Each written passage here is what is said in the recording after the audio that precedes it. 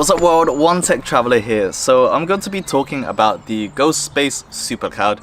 I've had it for a while. It was something that started over on Kickstarter, made its way over to Indiegogo, and I finally got my hands and I've been using it for about a week or so, trialing out before sharing my final thoughts. I've done a lot of the technical breakdown and deeper thoughts on my website at onetechtraveler.com, so you can check out that review. To sum it up before I deep dive into this, it's pretty much one which the idea and the concept is excellent, but the execution is well short fundamentally on hardware and software side.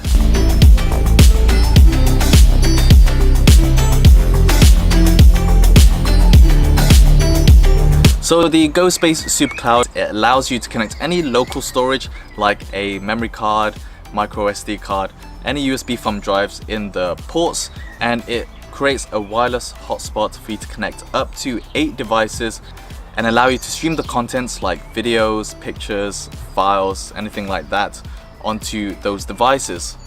It doesn't use any data, any allowances, and it's all done through the My GOSPACE app. So I had a lot of interest in it because I thought that's pretty cool if I can stream a lot of my different content for friends, family, little ones, or just making that viewable without needing all the wires. But also in my workflow for photography or doing any shooting, having it in here and just loading over to my Surface Book. I've got Surface Book, which obviously has a card slot, but sometimes if you want to share it with friends or if you are proofing it with clients or people after you've done it, this sounded like a really good and effortless way of doing that. Add a few features in there like Qi wireless charging, 7000 milliamp battery that gives up to 12 hours of continuous use and doubles up as a power bank. USB 3.1 Gen 1.4 transfer speeds of up to 10 gigabytes per second. Then it kind of seems really nice and well rounded. So to give you a close-up of the GOSPACE SuperCloud, this one is not much taller and wider than a typical smartphone these days, kind of like a hard drive, a bit taller than Western Digital or Seagate. It's made out of plastic and it's lightweight. I think it's around 160 grams, and comes in 3 colors: black, silver and gold. You can connect Android and iOS devices by downloading the My GOSPACE app, and it's pretty fundamental in order to use this.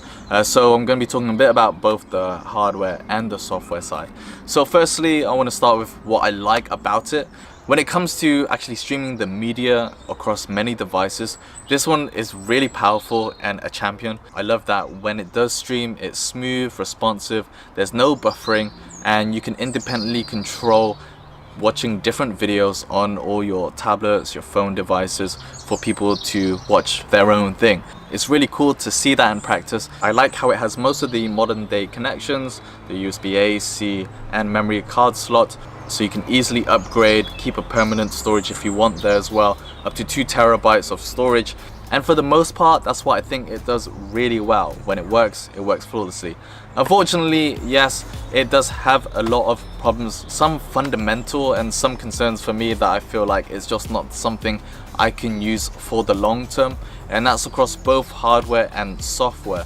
So on the software side, it's kind of a half-baked app. It's quite unpolished. Some of the settings like the Wi-Fi extender currently doesn't work for me no matter how many times that I've tried. It's not optimized for tablets, so you get some quirkiness or glitches. And the playback options, whether that's your photos or videos, is quite basic. It does have gesture controls for seeking through a movie or music and changing the volume, but nothing other than that, like equalizers. It's all operated within the app and it doesn't make use of any multimedia apps that you have. It's also inconsistent the way that you can download a file comparing a video to a picture. All small nuances and ones that I also appreciate that they can fix over time.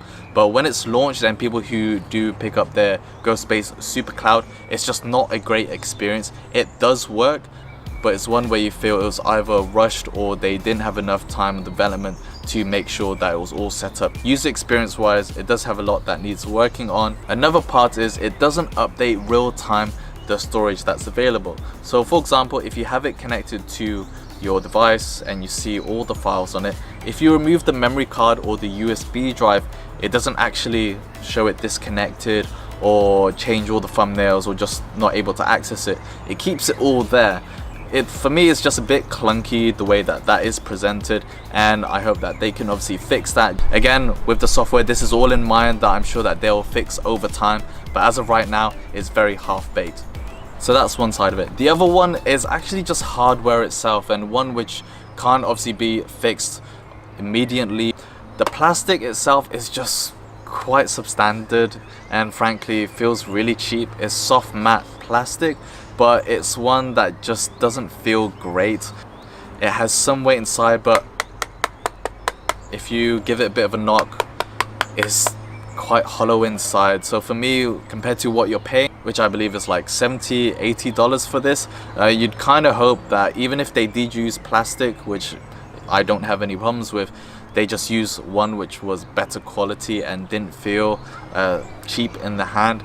It's not really going to bother you when it's just lying on a table and in use, so you won't really feel it too often, but that's just a part of the actual hardware itself. Also, in terms of durability, you might want to protect it if you are traveling around, keeping it somewhere softer and padded.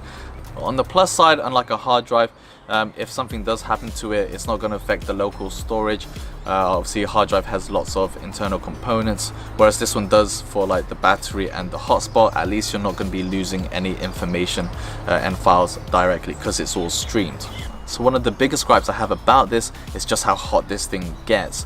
It gets hot around the top piece here, and even though smartphones also get hot when you're using wireless hotspot mode, I notice it on my phone if you've got metal glass. Most worrying part for me is just how hot it gets around the location, which is where the ports are. So I tend to add a memory card to this, swing from my camera to my laptop, and I just notice how quickly it gets hot. And when I take out my memory card, it also gets hot too.